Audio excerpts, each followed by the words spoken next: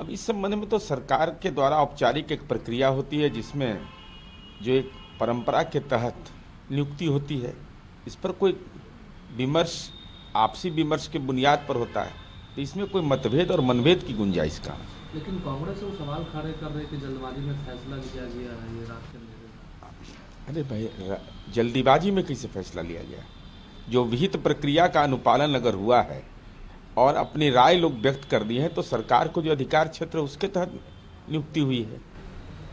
अखिलेश यादव है वो कह रहे हैं महाकुंभ को लेकर, महाकुंभ जैसी कोई चीज़ नहीं है और वहाँ पर सिर्फ पैसा बर्बाद हो रहा है, गुमराह किया जाता है। जब देश, जहाँ तक मुझे स्मरण है, गणतंत्र दिवस मना रहा था, तो अखिलेश यादव डुबकी लगा रहे थे। अखिलेश यादव रविवार को अपने बेटे अर्जुन यादव बेटा के साथ डुबकी लगा रहे थे और महाकुंभ को उन्होंने ट्वीट करके कहा कि महाकुंभ के पावन अवसर पर संगम को प्रणाम, माँ त्रिवेणी को प्रणाम, आत्म ध्यान को प्रणाम, सर्व कल्याण को प्रणाम, सबके उत्थान, सबके मान सम्मान, समाधान, निदान, आह्वान, देश के निर्माण, पैगाम।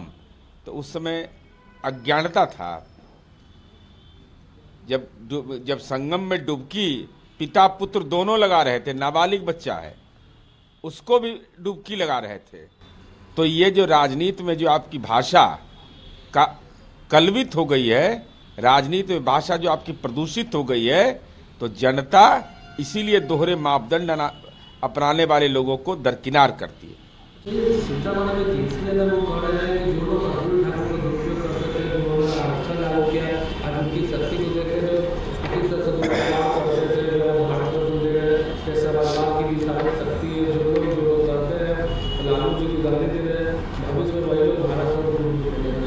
मान्यवर तेजस्वी यादव जी, परिवारवाद में ताजपोशी हो सकती है, लेकिन ज्ञान की ताजपोशी नहीं हो सकती।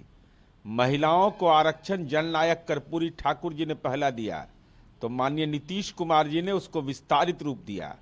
जननायक कर्पूरी ठाकुर ने आर्थिक रूप से सवर्णों को पहली बार आरक्षण दिया, तो एनडीए की सरकार ने 10% आरक्षण सुनिश्चित किया। और लालू जी का सम्मान करते थे, कर्पूरी जी का।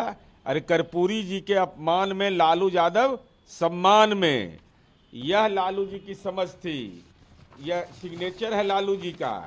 कर्पूरी जी को एक जीप देना मंजूर नहीं किया था, कहा था कि वो रिक्शा से चले आए, मेरे गाड़ी में पेट्रोल नहीं है, 2 बार मुख्यमंत्री रहे, गाड़ी क्यों नहीं खरीद लेते। राजनैतिक और मानसिक प्रताड़ना माननीय लालू प्रसाद जी ने दिया। और लालू प्रसाद जी के पुत्र तेजस्वी यादव कह रहे हैं कि हमारे पिता को भारत रत्न। मैंने बताइए, सजा याफ्ता लालू प्रसाद जी, आपको भारत रत्न के आप हकदार हैं?